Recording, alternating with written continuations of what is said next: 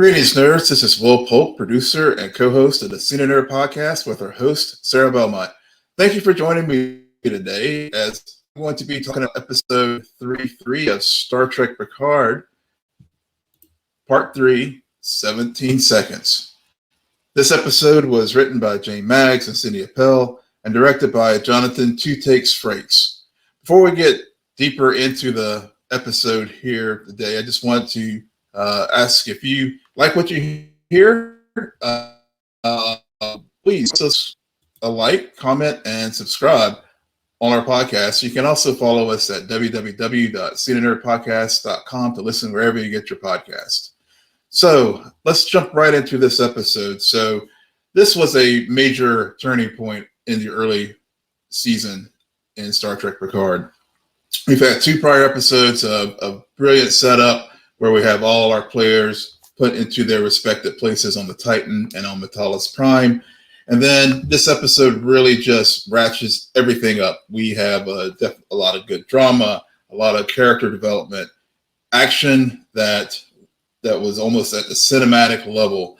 And so this episode was really a big payoff in many ways for the young season so far as we get to our next part of the story arc where we're going to go in Star Trek Picard season 3. This episode, of course, again, Terry Matalas as the showrunner and also Jonathan Frakes being the director really has a good feel for what Star Trek is. And this episode really felt like the most Star Trek-y Trek that we've had in a very long time, and in particular on Star Trek Picard. This episode definitely did get into mining some of the themes and things we've seen in the original series trilogy with Star Treks 2, 3, and 4. Also, just some deep cuts into the Star Trek Next Generation and really mining some of the things from that, as well as really having the big moment from Deep Space Nine. And we will definitely get into more details whenever we discuss this episode. But this is, again, a spoiler review. So if you've watched the episode, continue. If you haven't watched it right now, go watch it and come back and hear my thoughts on all the pluses and minuses and also I do have a theory about where things are going with the B story with the theft from the Daystrom Institute and how it all ties into the A story and in the overall story for Star Trek Picard season 3. So again, this is your last warning. Spoiler warnings ahead, and let's get into this episode. So when we first start, we are in the anomaly, and the Titan is being chased by Vadic. And this is very reminiscent of the Borg chasing the Enterprise D in Best of Both Worlds. We also have definite, as we noted in our episode 2 review that Sarah and I did this week, call back to Star Trek 2, The Wrath of Khan, with the chasing of the Reliant, the Enterprise, and the Matara Nebula in that film. So, this definitely, again, goes deep into the lore, but also we just kick off with a lot of action and pick up from where we are last week. We then get into the episode on the Titan, and we see Jack and Beverly on sickbay. People on the sickbay were staring at Jack. There was one crewman in particular who was very upset with all this going on. Even gets right in Jack's face and blames him for getting him into this predicament. And he was ready to jump back at the crewman, but Beverly told Jack to look, calm down, stand down. You have a place here. We have a place here. And really shows the Crusher that we all know, that she's a very empathetic person. She is always, she's a helper. She's a doctor, and really reminds Jack that he is also, given that they've been doing these medical relief missions on her old ship that was destroyed, unfortunately, that they do have a place here, and it's definitely going to come into play in the episode as we move forward. So, I thought that was really a really good start to the episode, and we then have a flashback to Los Angeles, and we see Jean-Luc and Will in 10 Forward and celebrating the birth of Riker's son Thaddeus. And in the process of discussing Thaddeus's birth, Riker talks about how it was really touch and go. And he was on the bridge of the Titan at the time. And this was the Luna class Titan that Riker was in command of. And Deanna was also on the ship as well, clearly. And he gets a call from sickbay that Deanna's in labor. And he recalls that it was the longest period of his life in that turbo shift. And even though he counted down, it was only 17 seconds. He was it was a very prolonged ordeal for him. And as a parent myself, I really, this scene and some of the things that was discussed as far as parenting and what, the whole birth process and becoming a father and the banter between Riker and Picard talking about parenthood and Riker talks about how it changed his life and everything. Those things really, really did resonate with me as a parent as I was watching this scene. But also there was the acknowledgement that the sadness in this scene as well, because we learned later on in the series, in Star Trek Picard season 2, I believe, Riker and Deanna, we learned that they lost Thaddeus to an illness. And so that's a definite note that's going to come into play in a major way later in this episode. Another thing that I know some people, you saw some things back and forth on social media, was the de-aging of Riker and Picard and Patrick Stewart and Jonathan Frakes, respectively. And because when this scene happened in the Star Trek timeline, this was probably around 2181 when Thaddeus was born, and this took place. But given that it was a streaming budget, it wasn't too bad, to be honest. I thought it was not too bad, and it didn't take me out of the story too much, to be honest. The only time that it was really noticeable was obviously when the two actors were speaking, because their voices were clearly were not as strong as they were when they were younger. But overall, I thought it was good that they did that, and it was pretty good work for a streaming budget. So a couple other things with that scene too, just real quick, was Deanna doing the Haggard call to them, like, "Oh, you guys are just having a ball there in 10 Forward." But so it was a little stereotypes there, but as far as how that was played out. But again, I'm sure we're going to get more from Deanna. We've seen it. She's clearly going to be showing up later in the season, and really very curious to see where and what caused the rift from Will and is this a fallout from their loss of their son? That's one of the things that a parent never wants to do, is to lose your child before your own time. And so I wonder if that's going to play into some of the estrangement, or if there's something else. So we return back to the present day. We're on the bridge. We're on the bridge of the Titan. Of course, City LaForge was a very integral part of the new crew. She, of course, there's the back and forth with Shaw as far as other shit's thrown at us. Said, "Hey, we're good lot to the line of the episode." Really just getting tossed at Titan, but Shaw orders everyone to go on break because they've been working for 36 hours, and Sydney stops by Seven's quarters and talks to her about her dad, Geordi, and how Geordi has difficulty forming friendships.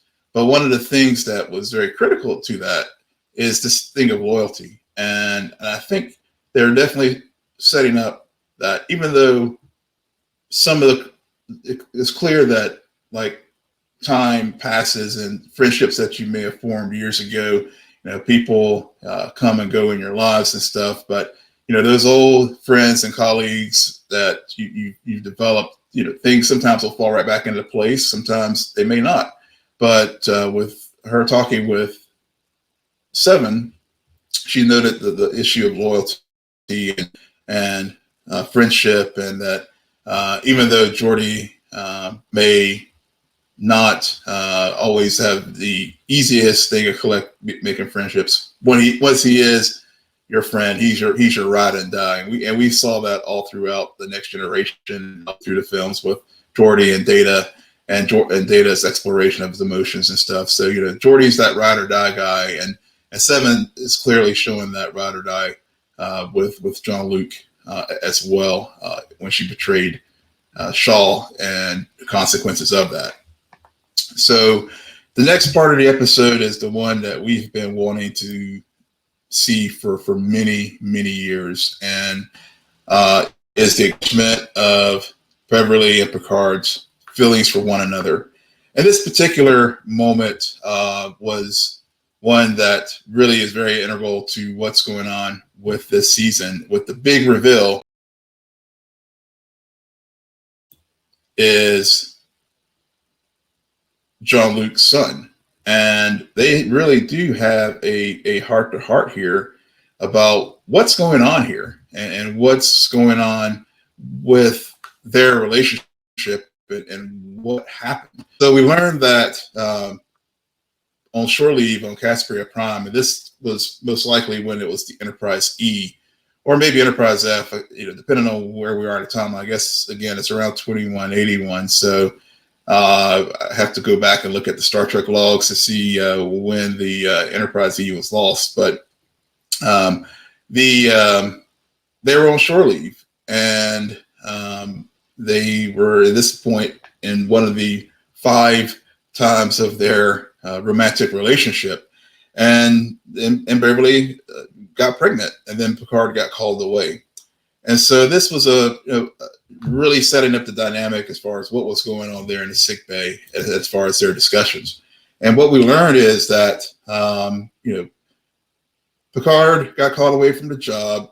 Picard was very angry at Beverly because he didn't get to have the choice to decide whether he was to be in their child's life, and it was a very moment reminiscent of also Captain Kirk, or Admiral Kirk, when he discovered that David Marcus was his son whenever he was reunited with Carol Marcus in Star Trek II. So there's a lot of parallels between Captain Kirk's life and Captain Picard's life, and one of the things that he was very, very upset about was he didn't get that chance, and Beverly took that chance away from him, and he calls her out on it. And I have to say that Patrick Stewart and Jason McFadden's performance here was just top notch. They really brought it, and there was a lot of this tension and emotion, and all the things that we have dealt with these characters in the past came to a head in this scene, as far as their romantic relationship, will they or won't they, and all that was on full display here. And so Beverly throws it back to him that she didn't want Picard to be, that he didn't want to be a father, and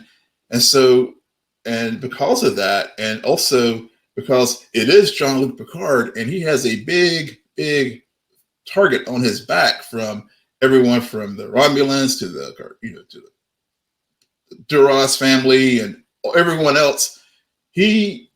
Jack would be at great risk many times if people knew that Jean-Luc had a son. And we even got a little hint of that in an episode of The Next Generation with Jason Vigo, where one of Picard's flings in the past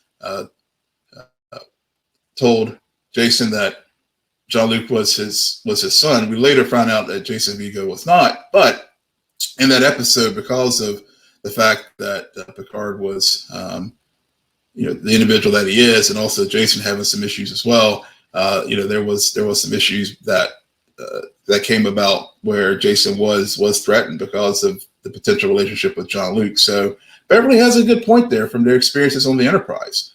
But also Jean-Luc definitely has the right to be angry and upset because of what choice and the decision that she made had on his life. And I appreciate the showrunners doing this, because I know I wasn't a big fan of season 2, to be honest. And I was wondering, where was all this going as far as this exploration of Jean-Luc's past and what was going on with his mother and what was going on with his father and those scenes in the bar and everything. But we definitely get the payoff here with the story here, because given that Jean-Luc learned those things about his father 20 years after the time that Jack was born, he has reconciled the things that happened in his past and realized that if he ever did the opportunity to become a father, he was not going to make the same mistakes that his father did in dealing with his mother's mental illness. So that was a brilliant callback to the season, and really using things from the second season of Star Trek Picard in the present story. And it shows how he's grown, and Picard really is a different man. But he didn't have that choice. And so, if he had that choice all those years ago when Beverly was pregnant and had an opportunity to be a part of his life, maybe he would have discovered those things. He would have not done the same things his father did when things came up as a father. And so that was a very big moment as far as this episode, and really a big moment in this series, because it again gets to some of the things, shows the growth of our characters. But also the thing that Beverly did right was she did tell Jack that Jean-Luc was his father, and Jack made the decision that he did not want to be in Jean-Luc's life. So so she did give Jack the opportunity to make the choice. So she did give Jack the agency that he needed to decide whether or not he wanted Jean-Luc in his life or not. And he decided that he did not want to. But it was definitely a major plot point, a major moment that I thought was executed very, very well by everyone involved. From great direction by Jonathan Frakes on this particular point, and bringing all those emotions out and everything to bear from Gates and Patrick Stewart on that. But moving next to the next part of the story in the Titan, we of course go back to the bridge. The Vadic and the Shrike keep pummeling the Titan in the anomaly. We then learn that in between that, we also, before we get to that scene, we also just wanted to note Jack and Riker have a moment where Riker talks to Jack about his notes about his father. And Jack is like, don't call him my dad. I just met this man, but also the real critical point in that scene was, Will telling Jack that, look, yes, all these folks here on the Titans blame you, but you've got to give them a reason for why they should care about you. And again, that is, putting a pin in that definitely comes into play later in the episode.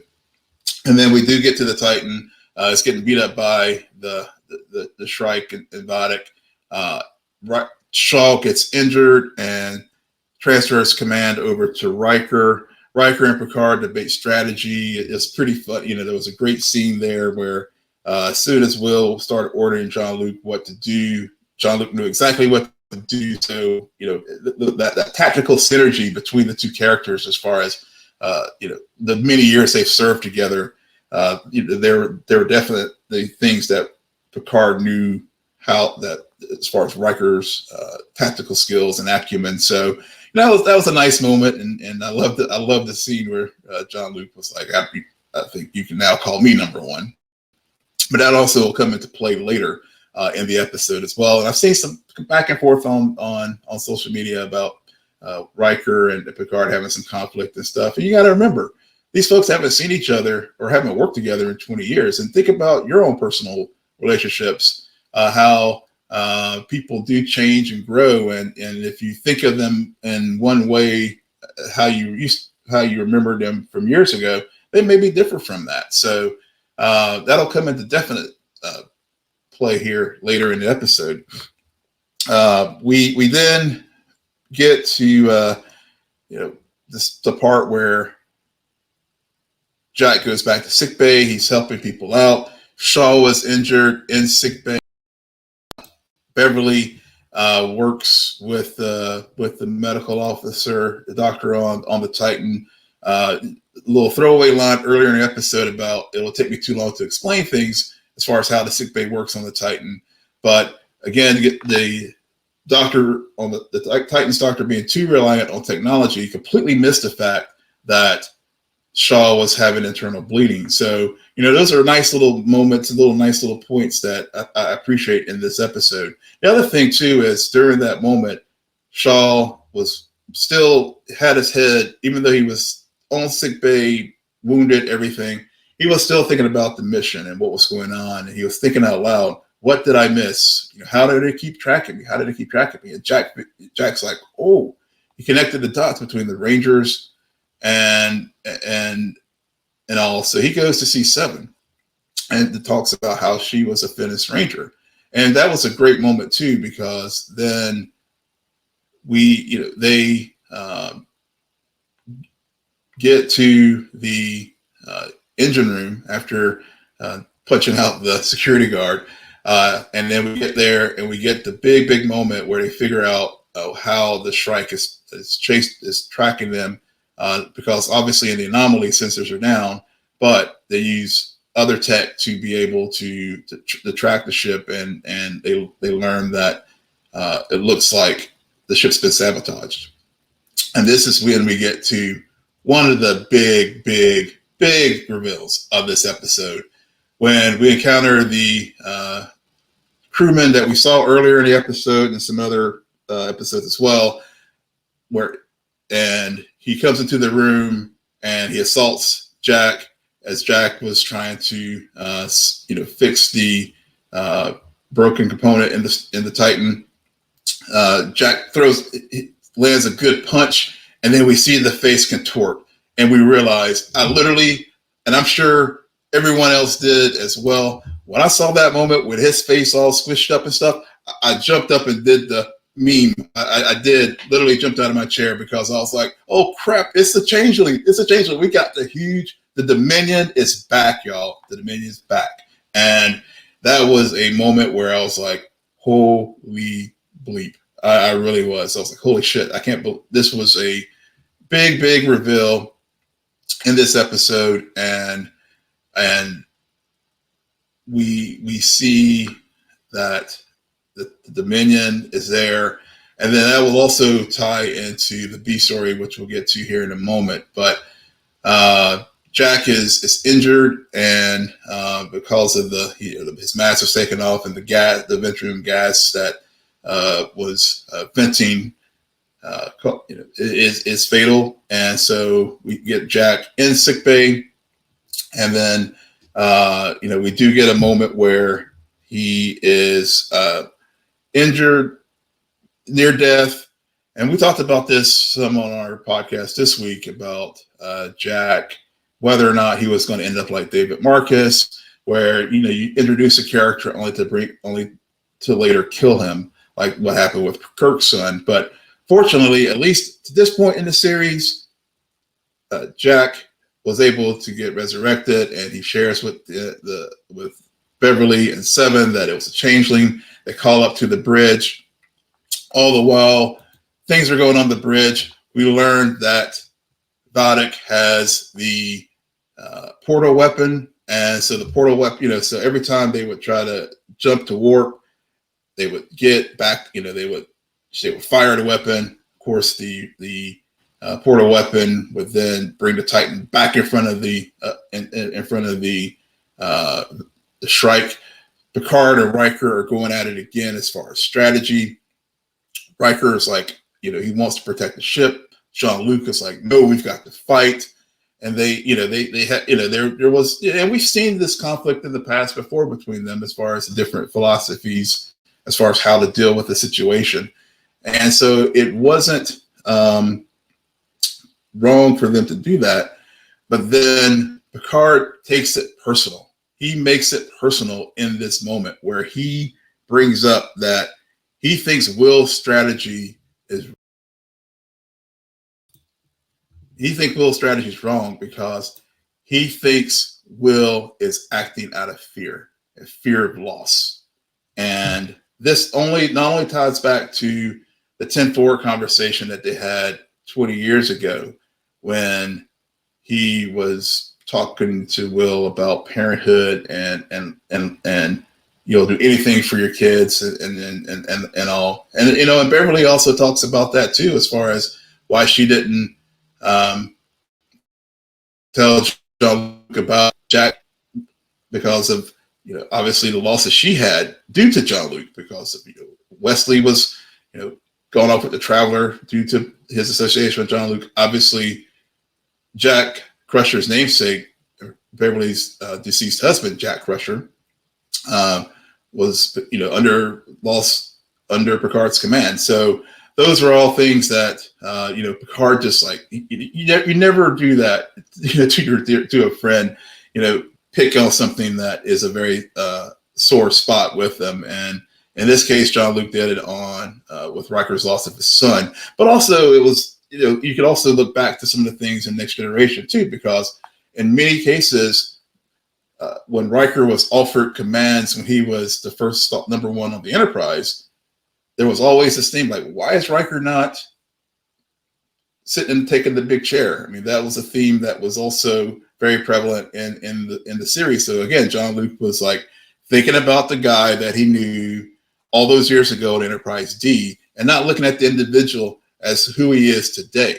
And that's something that has been a sort of a through line in this series is people do change. So you have to recognize that. And Jean-Luc clearly did not. And then he also goes very personal with Riker as far as in their debate of strategy. So Riker's like, okay, fine. And then he decides to follow Jean-Luc's advice. And they fire the torpedoes, fire everything they had, right? And so when they did, the portal weapon is used once again because they thought that the Shrike was going to be somewhere else, but it turns out they had already turned.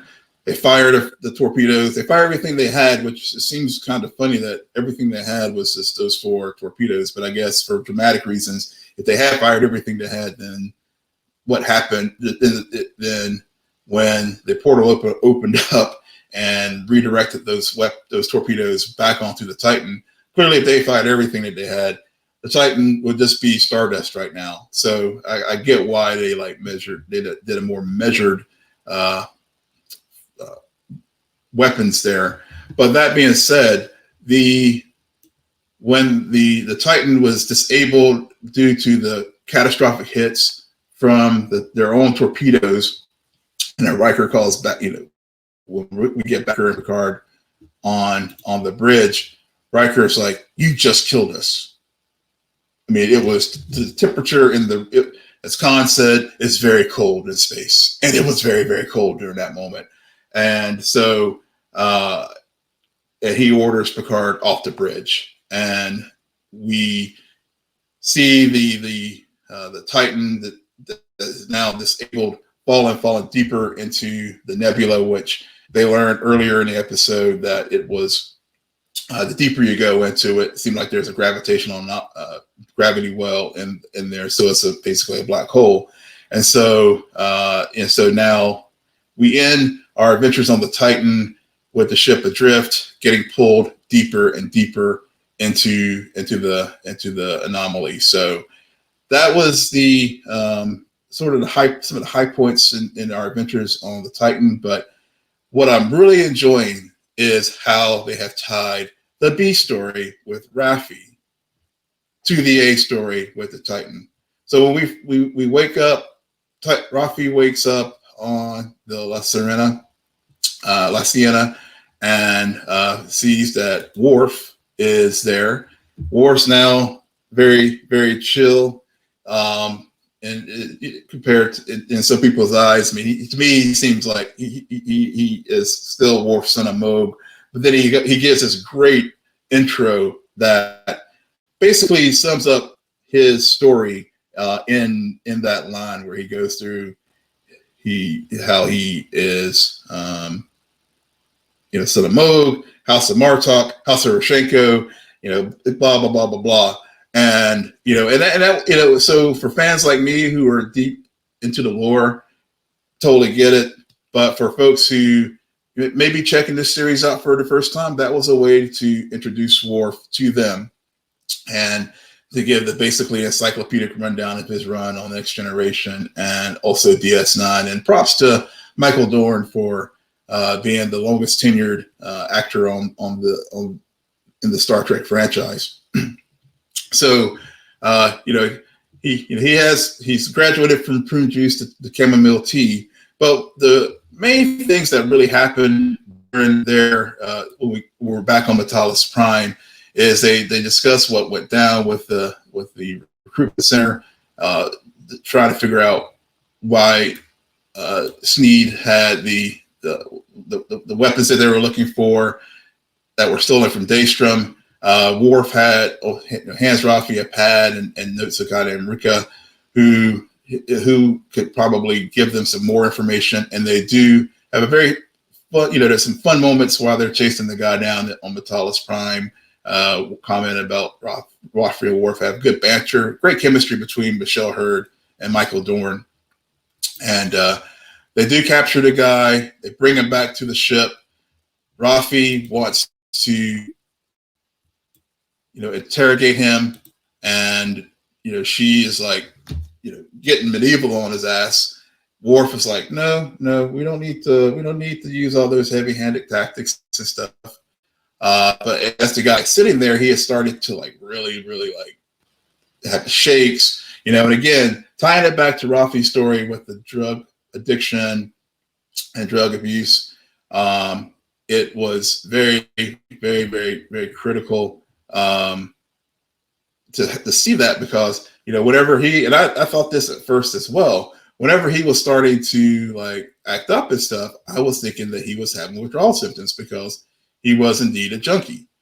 But we later, as things start to progress, they discover that he is actually a changeling as well. And great nod back to Odo, a line of dialogue that Worf had, that he had talked to one of his former colleagues, Odo, and learns that there is how long have you been out of the Great Link? And of course, a reminder as far as the Dominion War, when the Dominion were defeated, Odo went back to the Great Link, but also there was a peace treaty between the Federation and the Dominion, and so they're trying to figure out why is the Dominion trying to start another war with the Federation. But nice touch, nice nod to the late Rene Auberjonois, who portrayed Odo in DS9, and so we learned that the character is a changeling, and the thing about changelings is they have to revert back to their gelatinous state. They can't stay as a solid for too many hours, because if they do, then as we saw with Odo in DS9, and what we saw with Riker, they do have the physical manifestations of staying as a solid too long, and it does mess with them. So changeling, oozes out of the chair. Worf and Raffi dispose of him, and then they try to figure out, well, if they're not trying to start another war, what is the thing and if the portal weapon is just a distraction, what's the bigger thing that the Dominion is trying to do here as far as the targeting Starfleet and the Federation? And that goes to my big theory of the week. So we've heard a lot about the Daystrom Institute and the Daystrom facility in Star Trek Picard Season 3. One of the things that prior to the premiere of this season is there was on Star Trek Logs on Instagram, they had little featurettes for all the characters, the ships, everything. They brought coming because they died in Star Trek Picard Season 1, but lore is going to be in this series. And my theory is because in those Star Trek logs, there was a note that lore was taken to the Daystrom facility. And of course, going back to Next Generation episodes, lore was finally defeated and disassembled. And so I think maybe this may not be the overall, but I'm wondering if the Dominion is going to be using lore to like try to infiltrate and bring down Starfleet. And maybe that is why that's the big weapon that they're trying to get from the Daystrom Institute. So maybe it's it may not, that could be, it could be the big bad thing, or it could just be one of another bad thing that is going to happen in this series. But let me know your thoughts in the comments. You think that lore is the big bad, that the big weapon that the Dominion is after for whatever purposes they're going to use? Well, at least the splinter group from the Dominion, because I want to be very clear. One of the things that they did note was that it wasn't that Odo did tell Worf was that it wasn't the main founders, but this was a splinter group off of the founders in the Great Link. So if this faction in the Great Link are trying to get Lore's parts, I wonder what that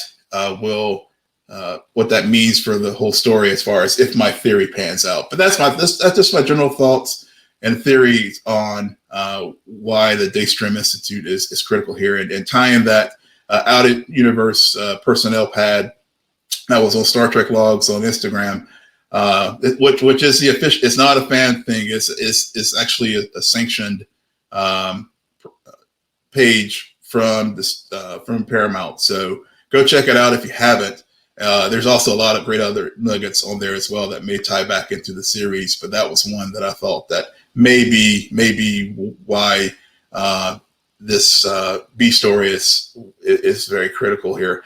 But again, the overall pulling the A story and B story together, they're coming together like super. They're coming together, and I can't wait for all the various threads to come together. But this is a great way and great storytelling as far as like how to use A story and B stories servicing each other together. So like I said, closing thoughts on the episode. I have to say this thing is really kicking into high gear, and I absolutely love where they're going with the story. Another thing too that I'm glad they're doing here is, during the Dominion War, during the DS9 and the Next Generation movies run, the Enterprise E was always off on some different duty, and so they never really did have at least that at least a live action, no major role to play in the Dominion War that we saw on screen. So this is a nice touch to like finally have the Next Generation crew have to deal with a segment of the Dominion. So this episode had some clear emotional highs, lows. We got rifts between our critical characters, which is a very real life thing. I mean, not every, which got more of that DS9, but overall Next Generation things were pretty smooth in it between the core characters. So it's good to see that. It also is good to see how people change. And that was one of the things that Jack called John Luke out on in last episode, that, John Luke is seeing people how he saw them when they were on the Enterprise. So, and of course, the episode ends with our big Trek cliffhanger. So really enjoyed episode 3.3. Let me know your comments and thoughts down in the comments here on our page. One last thing before I go, just wanted to note, you see I have my Star Trek Discovery shirt on, t-shirt on this as I'm recording this. And we learned that on this Thursday that season 5 will be the last season for Star Trek Discovery. And they also moved the date from 2023 to 2024 as far as the final season. This series overall, I really, really enjoyed it. I know there's been some parts of the last season 3 and season 4 that I wasn't as big a fan of, but we just have to give Discovery the props, because without Star Trek Discovery, we wouldn't be having a discussion about Star Trek Picard right now. It also spun off, Strange New Worlds, which was an amazing first season of that series, and also our animated adventures with Lower Decks and Prodigy. I mean, it's been like great time to be a Star Trek fan, and so we definitely have to give all the appreciation and props to the cast and crew of Star Trek Discovery. So with that is all that I have for this week's episode. Again, we'll be covering Star Trek Picard on SNN. Either I'll be doing reviews, or my host and partner Sarah Belmont will be joining me on our main show to do reviews as well. So go check out my review from episode 1, also episode 2 from our main show this week, and we'll be doing the future reviews as well. So again, follow our crew on Twitter at @SNN. Friend us on Facebook. Follow us on Instagram at @scene_n_nerd, and our website www.scenenerdpodcast.com. But most importantly, rate, comment, follow, and comment on Apple Podcasts, Spotify, YouTube, or wherever you get your podcasts. Live long and prosper. Geek out. You're welcome.